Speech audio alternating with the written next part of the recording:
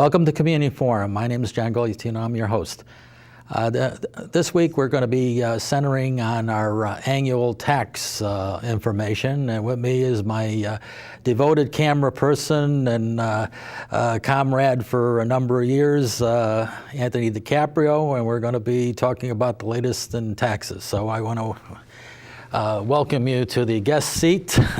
Usually have a different perspective here in the studio. Well, thank you, John. And if you can get a little bit into your background, because I'm sure from one year to the other people forget Sure. how you got into taxes. And Sure. I'm a Danbury resident since 1985 and served for 24 years as an elected official on the Zoning Commission. And through it all, I spent many years in the mortgage business, but through it all, I developed a tax preparation business, which now is my full-time business. Right. I get about 50 hours of continuing education every year because the laws change every year, and this year's no different. We've got a few little quirks that we have to go over. Okay, and then anything about your family? Yes, I'm married for 42 years to God the bless same you. woman. God bless you. And I hope she feels the same way about me. Yeah. And I've got 3 boys, all grown up. One lives in Atlanta, one lives in Port St. Lucie, Florida, and the other one, fortunately, we have one that lives here in Danbury. So we get around to seeing all the grandkids. I've got 7 of those. So God bless you. Yeah. All right. But anyway, let's get into what is the main differences, between last year and this year. There's always changes of a lot of minute changes and things, but is there anything really drastic in tax preparation? There are a number of minute changes, and there are 2 very big changes. Can we start maybe with the big changes? The big changes. The first one that I'll talk about is what we call DOMA, the Defense of Marriage Act. Late last year, or actually mid-2013, the courts considered DOMA, the Defense of Marriage Act, unconstitutional and said there should be no discrimination between who's married and who's not married. So it used to be that if you were, that marriage was a union between a man and a woman. And the court said, no, that can't be, because now we've got marriages that are between same-sex couples. And so the courts ruled that DOMA was unconstitutional. And as a result, the IRS now has said that anybody that's married, as long as you're legally married, no matter what state you're in, if you're married, it's the state of celebration that counts. So where you're married determines whether you're married or not. For example, Connecticut allows same-sex marriages. Civil unions are now out. Everything is either you're married or you're not married. And let's say you were married in Connecticut and you moved to Tennessee. Tennessee does not allow same-sex marriages, okay? But the fact that you're married in Connecticut carries forward to Tennessee as far as the federal tax is concerned. So the implications is where you got married. You got married, and as long as you had that in some state, you're not disallowed a deduction in another state. Now, the state is a totally different issue. The state, if you're in a same-sex marriage state, that's fine. But if you're in, let's say, a state like Tennessee that does not allow same-sex marriages, you would have to file married filing jointly or married filing separately for the federal, and you'd have to file single for the state. So if there's an income tax and such in that state, like Tennessee. Well, Tennessee doesn't have one, but it doesn't matter if if a state has an income tax and they do not recognize same-sex marriages, they're not going to have you file married filing jointly. You have to file single in those states. But for federal purposes, you can now file married filing jointly or married filing separately for same-sex couples. And that's nationally and that's universally. The issue is, are you married, and where did you get married? If you got married in a state that recognizes it, then you are legally married as far as the IRS is concerned. And you can go back for 3 years and amend any returns that you have where you were shorted because you had to file single. You don't have to. They're not saying, you're not required to. But if you can save, let's say, $1,000 by doing 2010's tax return and amending it for same-sex couples, then you can do that, and the IRS will honor that. That's the first. That's the one. And then you said there's another second big one. Well, the second big one is one that you're probably very familiar with, and that's the Affordable Care Act. The Affordable Care Act was signed into law, I believe, 3 years ago. In 2010, and things are just starting to take effect now. For 2013, now there's two things. There's 2013 and then beyond 2013, which is 14 and 15, where things develop and gradually we go into them. The penalties are counted larger. The penalties are starting in 2014, so for 2013, we're not involved in it. But for 2013, the Affordable Care Act has three distinct changes. The first change is that there's another bracket. There used to be 5 brackets, and now there's an additional bracket. Now we have 6 brackets. Now we have 6 brackets, and the highest tax rate was 35%. Now, starting in 2013, the highest bracket is 39.6%. Why 4.6%? I don't know, but that's what it is. You know what it is. It's one big bracket. It's a big bracket, and so you reach that bracket if you're single at $400,000 a year, and if you're married, at $450,000 a year. Well, it's tough to get to that bracket. So, yeah, I mean, there's about 2% of the people in the country that would qualify for that bracket. And that's what's been the whole political upheaval over the past couple of years, is for that 2%.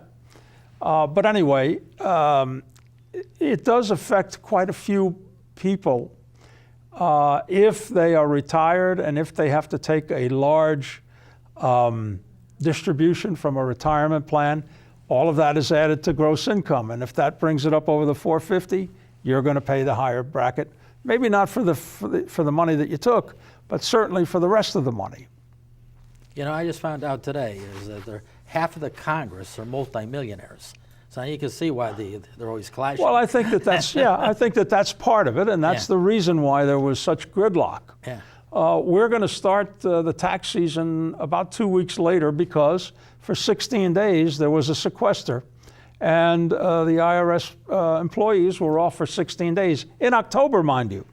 It would seem to me that from October to January, you would have made up. They would have caught up. Yeah, they would have caught up, but they didn't. So when do you start on taxes now? Well, I mean, we can take our customers right now, we can finish the return, but we can't file it with the IRS either on paper or electronically until January 31st. Oh, okay. So, and it's about a 2-week delay. So it's going to affect our cash flow, which, well, we'll live with it. Nothing we can do. I'm sure you've had the same issue selling insurance and, and the way it's been going. So, there's no sense in worrying about it. You can't worry about what the rules are. No, the rules are the rules. You have to you have to make do with the rules. Right. But the Affordable Care Act put in another bracket, and that's a big thing. Right. If you make $400,000 or $450,000, depending if you're single or married, and is there any other nuances? Yeah, there are a couple of other nuances. Okay. There are 2 other taxes. Okay. There is what they call a Medicare tax for anybody that makes over $200,000 single or $250,000 married filing jointly, and that's 0.9% added to your Medicare tax. Oh, so it's an extra tax. It's an extra tax because you're over 200 to 250,000. Okay. And that's going to create a few problems, and I'll tell you why. The IRS has said, look, you have to start withholding if you know that your employee is going to be making $200,000 or more. Once they hit the $200,000 mark, you have to start withholding that extra 0.9%, just less than 1%. Right. And when was that effective, though? That's effective for all of 2013. Oh. Okay, so some employers didn't do it. Some did it some midway through the year. Now, remember that married filing jointly is $250,000. Well, suppose you have two earners, a husband and a wife, or a same-sex couple that file married filing jointly, and they each make $150,000. That's $300,000, of which not one penny of extra tax was withheld for either of them. That's the problem. Okay, it's a big problem. It's going to come out when the tax is done. Because they're going to have to 1% of that is 1% of let's say the 100,000 over or the 50,000 over is $500 that they're not going to know about. It's an extra 500 coming out of the blue. That's going to So it's a problem. For this year, it'll be a problem, and moving forward, it'll be a problem unless there's a way they can equalize that. And I don't know that they can, because the employer doesn't know what your spouse is making. You know what I mean? The employer knows what you're going to make, so they're able to handle what you make, okay, but not what your spouse makes. And if both of you fall under that threshold of the $200,000, there's not going to be an extra penny withheld. So those are some of the things that we're going to wrestle with when we do taxes for high-income workers. Let me explain one thing, though. Everything that has been changed has been geared to those people that earn over $200,000 and $250,000. There's the $200,000, the $250,000, the $400,000, the $450,000. And that involves very, very few taxpayers. It's maybe 5% of all taxpayers. There are some that are going to get caught. How about what used to be called the marriage tax? It's been reduced. Well, that's the exemption and the deduction are double. It's not a problem. But when you get from $200,000 to $250,000, that's not double. That's only another $50,000. So if one person makes $190,000 and another person makes $100,000, that's $290,000. They're over the $250,000. And yet neither of them is over the $200,000, so there's not any tax withheld. So that's where the inequality is. The $400,000 to the $450,000 is not double. You know what I mean? Right. And the $200,000 to the $250,000 is not double. So there is a marriage penalty. If you look at it in those terms, there's very definitely a marriage penalty. And what's that in dollars and cents again? Well, it's $200,000 for a single and $250,000 for married filing jointly. Right. Whereas if there were two single people, it would be $200,000 each, or $400,000 before you go into that next bracket. I see. Okay, so yes, there's equality on the lower end, but once you get above that, there's no more equality. The other thing, and the real important issue, is that there's something called a net investment income tax. Net investment? Net investment income tax, which is a totally different tax than anything else we've talked about. Now, is that on qualified or just non-qualified plans? That is on several types of income. It's generally investment income. And the types of, the tax itself is quite hefty, 3.8%. Okay, once again, if that threshold of $200,000 or $250,000 for marriage filing jointly, you're going to be hit with what is termed investment income, and you're going to be paying 3.8% in addition to your regular tax bracket. So your tax bracket could be, if you're in the top tax bracket, your top tax bracket could be as high as 43%. Because you got another 4% there. So almost 3.8%. It's almost 4%.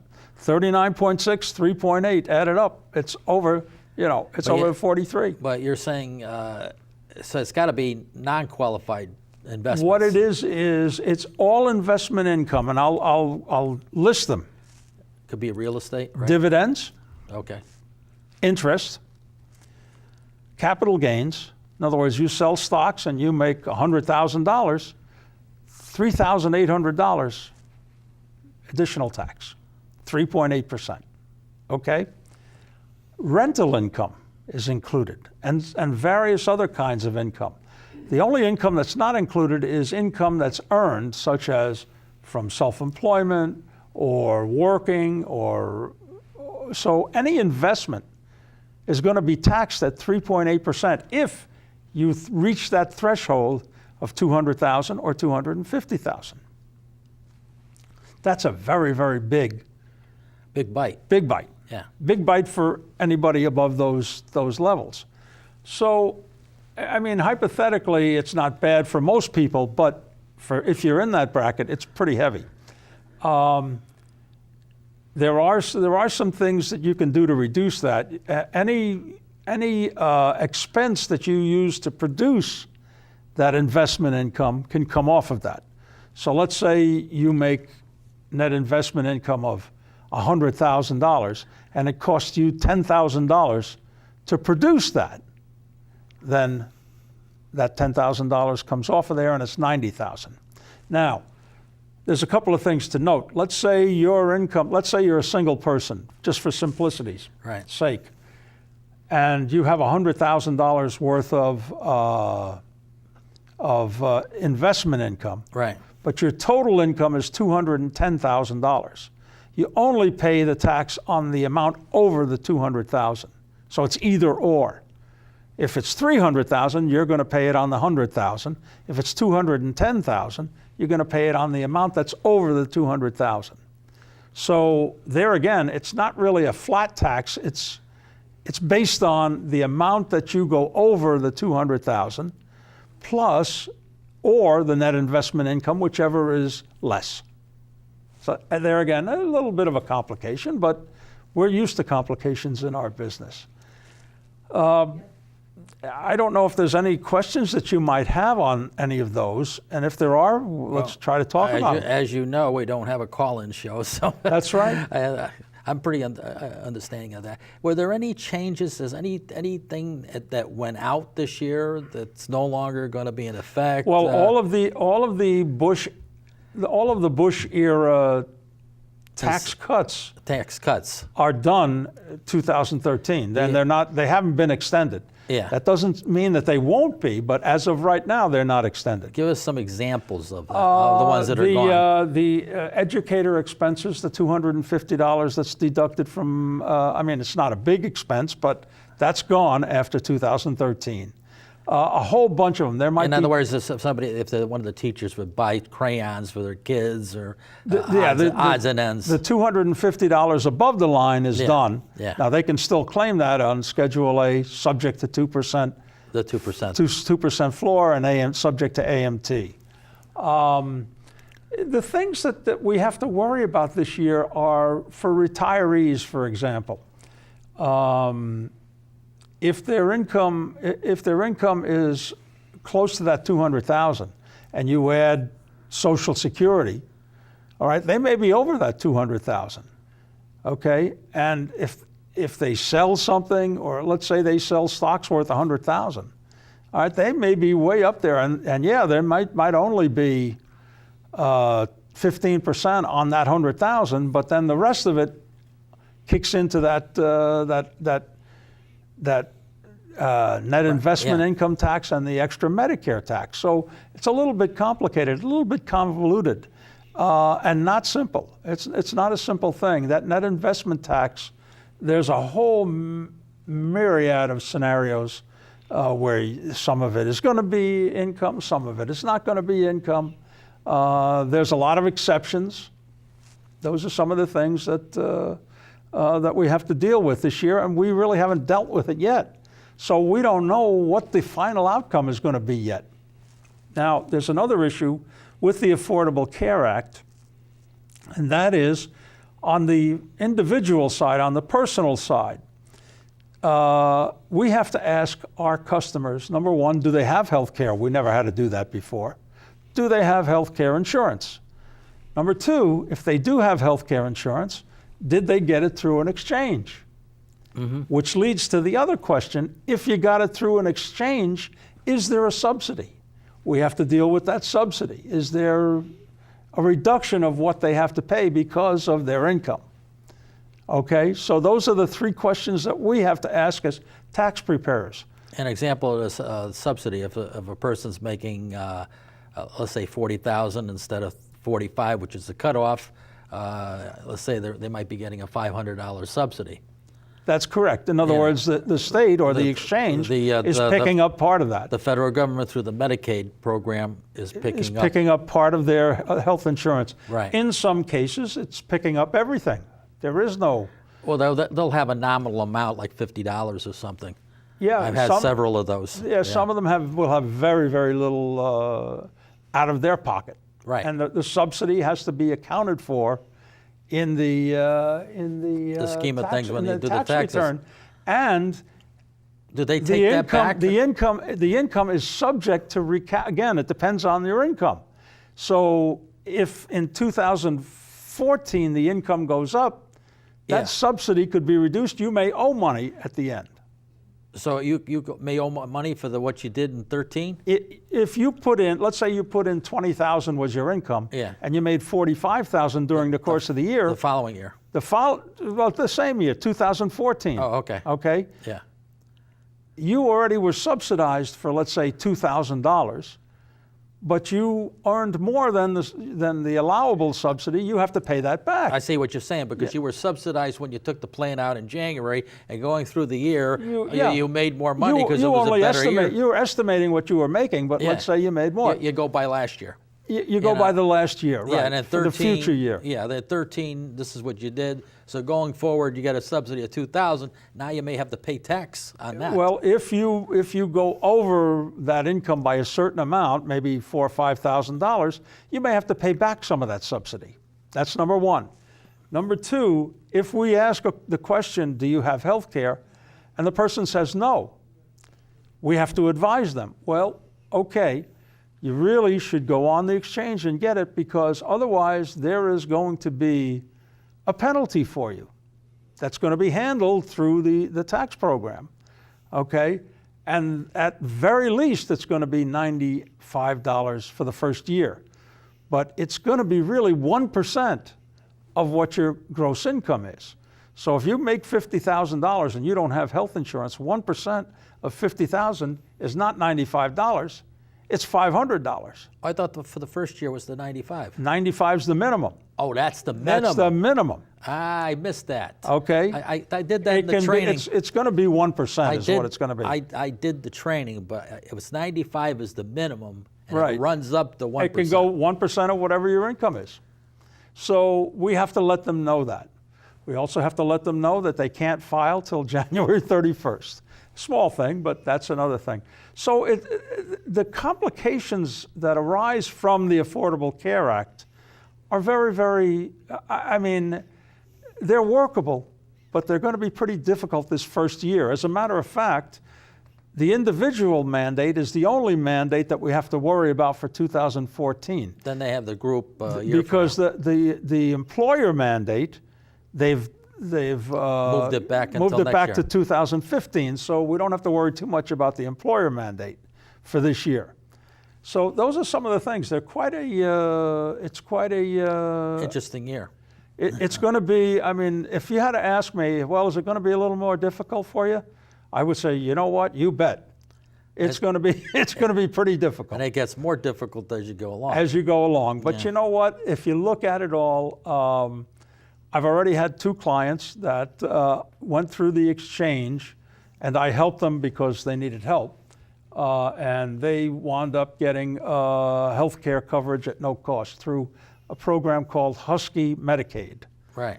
And so, in effect, they're getting their health care paid for because their income is such that they can't afford health care.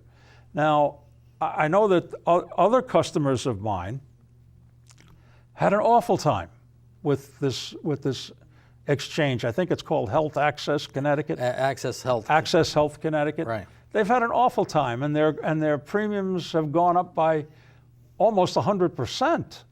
So I don't understand what's happening with it. My sense is that No, it'll all it work was- out in a couple of years, but It was the grandfathered plans that were below market, and they didn't make a provision to keep, like I had a 63-year-old, and another year and a half he's going to be retired. Right. But they rolled them immediately to what the current prices are, from $390 to $815. yeah, and those stories abound. There's a whole Yeah. bunch of those kind of stories. Yeah. And people that are on fixed income, all of a sudden they get hit with a 110% increase. They're not, They're not prepared for it. They're not expecting a sudden jump. So I see that, and I think they're making fixes for that. And I know that the White House said that you can keep your old policy, but some of the insurance companies don't want they don't have the old policies anymore. They're not going to continue them. Yeah. So They can cry uncle and get away with it. and get away with it. So I mean, I do think though that once we get through a couple of years, 2 or 3 years, that it'll even out and we'll understand what's going on. I think right now there's just a lot of stuff we don't know yet. I would assume that that's what you're getting in your business, Yeah. but that's what we have in our business. All right. So in summary, we've got like 30 seconds left. Well, in summary, the taxes did go up, but they went up for high-income earners. High-income earners, investment income people. There's one other thing that we didn't discuss, and that is capital gains rate. Capital gains rate is from 0% to 15%. Once you go above the 400,000 and the 450,000 high-income earners, that capital gains rate goes to 20%. I see. Okay, so there's an increase there. Not only is there a higher tax bracket, there's a higher capital gains rate for those high income earners.